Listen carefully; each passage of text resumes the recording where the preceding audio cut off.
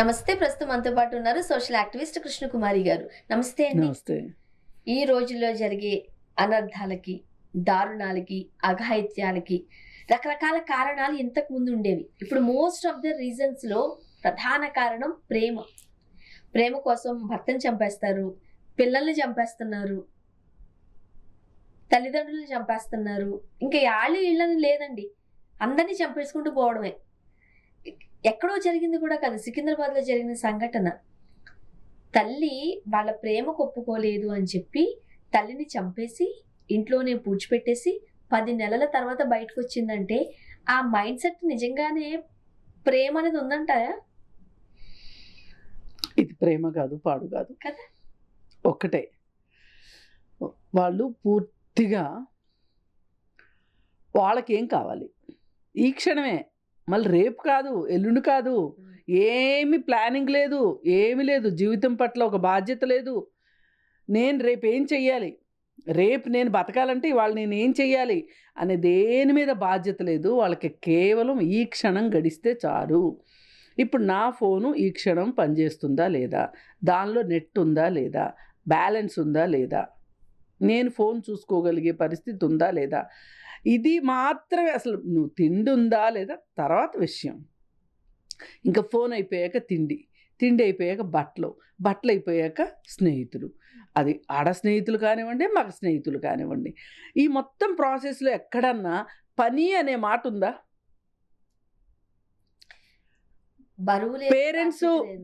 Parents, స్నేహితులు, ఒక ప్రేమికుడే కాదు కదా, ప్రేమికురాలే కాదు కదా జీవితంలో ఉండేది, ఇంకా చాలా రిలేషన్స్ ఉంటాయి కదా. అవి ఏమీ ఉండవు. అన్నిటినీ మించి వాళ్ళకి అసలు రేపు అనేది ఒకటి ఉందనే స్పృహ కూడా ఉండదు. ఇప్పుడు ఏం చేస్తున్నాం అంతే. ఈ పరిస్థితుల్లో ఇవాళ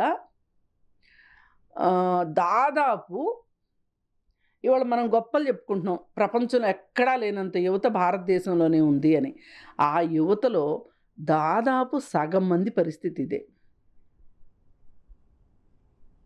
మరి ఈ యువతను పెట్టుకుని మనం ఏం చేస్తున్నాం? దోపిడీలు, దొంగతనాలు, హత్యలు, లేదంటే వాళ్ళే చావటాలు, చంపేయడాలు, ఇది తప్పితే ఏమీ లేదు. మరి అసలు విషయంలోకి వెళ్తే, ఓ తల్లి పాపం 2 పిల్లలు పుట్టిన తర్వాత భర్త వదిలేసి వెళ్ళిపోయాడు. వెళ్ళిపోయాడో తెలియదు. 2 పిల్లల్ని పెంచుతూ ఉంది.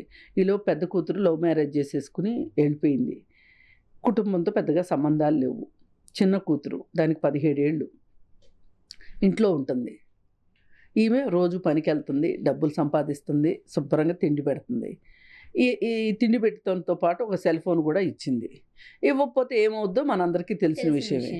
సరే, ఆ ఫోన్లో ఎవడో ఒక డ్రైవర్ పరిచయం అయ్యాడు, వేరే రాష్ట్రానికి చెందిన డ్రైవర్ పరిచయం అయ్యాడు.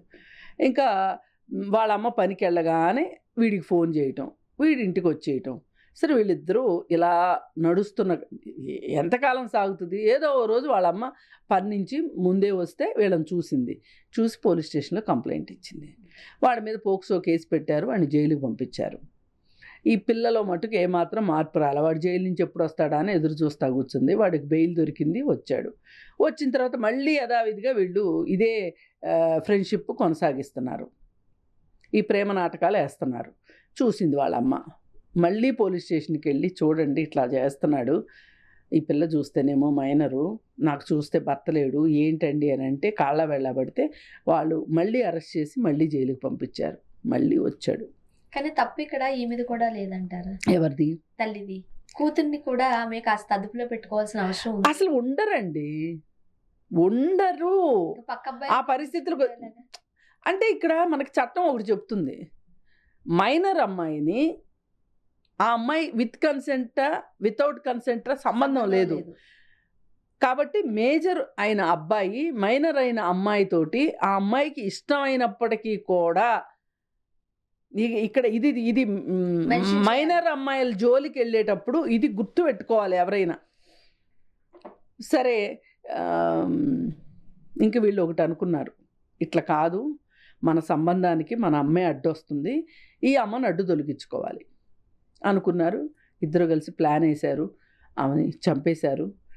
ఇంట్లోనే పూడ్చిపెట్టేశారు. ఆ పూడ్చేటప్పుడు కూడా పక్కల వాళ్ళకి ఏం చెప్పారంటే, ఎలుకలు బొరియలు చేసినాయి, ఆ బొరియల్ని పూడుస్తున్నామని చెప్పారు. శుభ్రంగా పైన సిమెంట్ చేసేసి అదే ఇంట్లో ఉండి వాళ్ళు ఓకే పెళ్లి చేసుకుని అదే ఇంట్లో కాపురం ఉండి మరి ఎందుకో ఏమైందో వేరే ఇంటికి షిఫ్ట్ అయ్యారు. ఈ అసలు వాళ్ళ అమ్మని చంపేసిన వెంటనే కొన్ని రోజులకి వాళ్ళ అక్కకి చెప్పింది అమ్మ కనిపించట్లేదు అని. ఆమె ఏమనుకుందంటే తండ్రి లేడు కదా, భర్త లేడు కదా, ఆమె ఎటో వెళ్ళిపోయి ఉంటుంది అని అనుకుంది. 2 నెలలు చూసింది, 3 నెలలు చూసింది, 4 నెలలు చూసింది, ఆచూకీ లేకపోయేసరికి పోలీస్ స్టేషన్లో కంప్లైంట్ ఇచ్చింది. కంప్లైంట్ ఇస్తే ఇక అప్పుడు వాళ్ళు తీగ లాగుతారు కదా. సరే కాకపోతే డబ్బులు లేని వాళ్ళకి కొంచెం స్లోగా లాగుతారు తీగ. స్లోగా తీగ లాగారు. లాగుతా ఉన్న టైంలో ఇదే టైంలో నేను అనుకోవటం మనం ఎలా అయినా దొరికిపోతామని చెప్పి వాడు ఆ చనిపోయిన ఆవిడ 2 వీలర్ అమ్మటానికి ప్రయత్నం చేశాడు.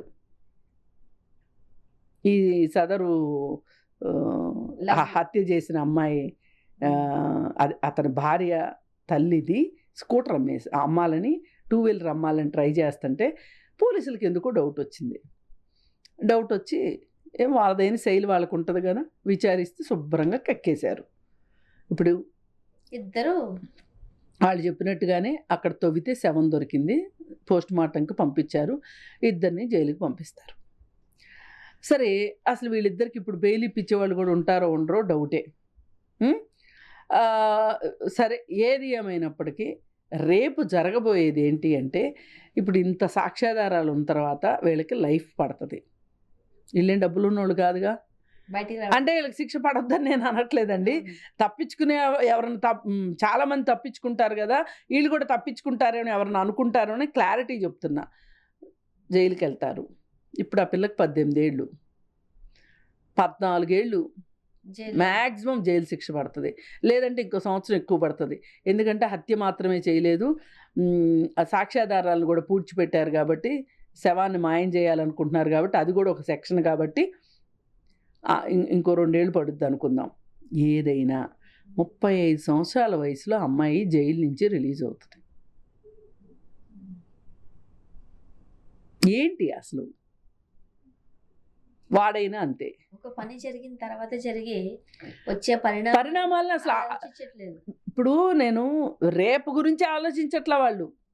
ఇంకా నేను ఈ పని చేస్తున్నాను, ఈ పనికి పోలీసులు పట్టుకుంటే ఎట్లా, ఏమవుతుంది, ఇవన్నీ ఆలోచించరు వాళ్ళు. ఇప్పుడు అంత అన్నప్పుడు వదిలేసి వెళ్ళిపోవచ్చు కదా, వాళ్ళ దారి వాళ్ళు చూసుకోవచ్చు కదా, ఎలానో అసలు అనుకునేవాళ్ళు. అదే నాకు అర్థం కాంది. ఇక్కడ ఏమైందంటే ఈ అమ్మాయిని ఇతను మ్యానిపులేట్ చేశాడు. 2 సార్లు జైలుకి పంపించింది కదా, ఆ కక్ష ఉంది వాడికి.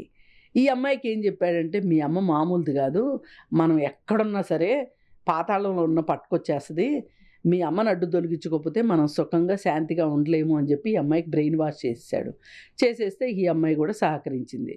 అలానే అమ్మాయి తక్కువ నేరం చేసిందని కాదు, ఏది ఏమైనా ఈ నేరం చేశారు. లేదు అంటే ఇంకొక కారణం కూడా ఉండొచ్చు, ఏమైనా చిన్నపాటి ఆస్తిపాస్తులు ఉండొచ్చు, వెళ్ళిపోయారనుకో. ఇదంతా బలాదూర్ బ్యాచ్ కదా, పనిచేయరు, ఈజీ మనీ కావాలి. ఈ పరిస్థితుల్లో దీనికి ముఖ్యంగా ఇవాళ మనం ఎవరిని నేరస్తుల్ని చెయ్యాలి అని అంటే, ఈ నేరంలో ఎవరెవరు భాగస్వాములు అనుకుంటే మామూలుగా ఒక మంచి పనికి స్టేక్ హోల్డర్స్ అని మాట్లాడుకుంటారు, ఎవరెవరు భాగస్వాములు అని. అట్లాగే ఈ నేరంలో భాగస్వాములు ఎవరెవరు అంటే, ఒక పక్క ఆ అమ్మాయి చదువు సంధ్యలు ఆపేసి సెల్ ఫోన్, సోషల్ మీడియా వదిలిపెట్టి వెళ్ళిపోయిన తండ్రి, బాధ్యత మర్చిపోయిన తండ్రి. అసలు ఆ అమ్మాయి ఇప్పుడు ఇంటర్మీడియట్ అయిపోయి డిగ్రీలో చేరాల్సిన పిల్ల, 17 ఏళ్ల పిల్ల. ఈ ప్రేమ వ్యవహారాలు, ఆకర్షణ వ్యామోహాలు, ఇవన్నిటితోటి ఆ అమ్మాయి జీవితం ఇవాళ అర్ధంతరంగా జైలు గోడల మధ్యలో ఉండబోతుంది. మరి పేదరికం కూడా ఒక కారణం అనుకోవచ్చు. మరి ఇన్ని కారణాలతోటి వాడు బీహార్ నుంచో ఎక్కడి నుంచో వలస వచ్చాడు. వలస వచ్చినవాడు అక్కడ పరిస్థితులు బాగుంటే ఇక్కడికి రాడు కదా. వాడు అంటే తినంగా ఉండే, నిజం చెప్పంటే ఆ వాడు తినంగా ఉన్నవాడు అనుకోండి, ముందు ఇలాంటివి పెట్టుకోడు. పెట్టుకోడు వాడే చెప్తాడు కొన్ని రోజులు ఆగుదాం, ఇంకెంత ఒక 1 year ఆగుదాం, ఆగుదాం. ఎంతమంది లేరు అట్లాగా, లైఫ్ సెటిల్ చేసుకుందాం, నువ్వు ముందు బాగా చదువుకో, మన ఇద్దరి మధ్య ప్రేమ నిజమైంది స్వచ్ఛమైంది అయితే ఒక అండర్స్టాండింగ్ వస్తారు. అప్పుడు చాలా ఓపిక కావాలి దానికి. ఇప్పుడు ఇవాళ ఎవరో దాకా ఎందుకు, నేనే చెప్తున్నా, నేను యూట్యూబ్లో ఒక వీడియో చూస్తుంటా, నా వీక్నెస్ నేను చెప్తున్నా. ఎందుకంటే ఎవరికి వాళ్ళము మనం చేసే తప్పులు కూడా చెప్పుకోకపోతే కరెక్ట్ కాదు. ఒక వీడియో చూస్తున్న టైంలో ఆ వీడియో అలా రన్ అవుతూ ఉంటుంది, స్క్రోల్ చేస్తుంటాం. ఇంకోటి ఏముందో, ఓ పక్కన ఫోన్ మాట్లాడతా ఎవరితోనూ, అది అంత ఆసక్తికరంగా లేదనుకోండి, ఫేస్బుక్లోకి వెళ్తాం. అంటే మనకి ఆప్షన్స్ ఉన్నాయి. ఈ సోషల్ మీడియా మనల్ని ఒక చోట స్థిరంగా ఉండనివ్వట్ల. ఇప్పుడు ఎంతో కొంత చదువుకున్న వయసు కూడా ఉంది, ఎంతో ఎక్స్పీరియన్స్ ఉంది. నాకే ఇలా ఉన్నప్పుడు, అంటే ఈ సోషల్ మీడియా ఎంత మురిపిస్తున్నప్పుడు, అంటే నీకు ఆప్షన్స్ మీద ఆప్షన్స్ ఉండేసరికి మనం ఒక చోట స్థిరంగా ఉండలేకపోతున్నాం. దీన్ని బ్రేక్ చేయడానికి నేను చాలా ప్రయత్నం చేస్తున్నా. పేపర్ చదువుతూ ఉంటాం, ఈలో ఫోన్ మోగుతుంది. ఏమైనా సరే పేపర్ చదివేటప్పుడు ఒకవేళ ఫోన్ వస్తే కూడా, అటెండ్ అవ్వాల్సి వస్తే కూడా అటెండ్ అయ్యి వెంటనే మళ్ళీ ఫోన్ ఆపేసి పేపరే చదవాలి అని ప్రాక్టీస్ చేయటానికి నాకు చాలా కష్టమైపోతుంది. పనులు వాయిదా ఈ సోషల్ మీడియా వల్ల.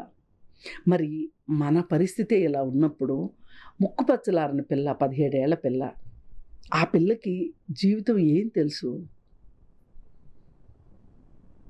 అందుకని ఓ పక్కన వాళ్ళ గురించి బాధపడాలా, వాళ్ళు చేసిన నేరానికి సరైన శిక్ష పడాలి అని గొంతెత్తి అరవాలా, అర్థం కావట్లా. ఏది ఏమైనా సోషల్ మీడియా మట్టుకు జీవితాలని, అది మరి అట్టడుగు వర్గాల వాళ్ళని మరీ దారుణంగా చిన్న భిన్నం చేసేస్తుంది. ఈ సోషల్ మీడియా మీద అదుపు ఆజ్ఞలు గనక లేకపోతే, ఇప్పుడు కొన్ని దేశాల్లో పెట్టారు, అట్లాగే ఆంధ్ర గవర్నమెంట్ కూడా ఆలోచిస్తుంది. ఇలాంటివి సాధ్యమైన రోజున మాత్రమే మనం మన యువతరాన్ని కాపాడుకోగలుగుతాం. Thank you.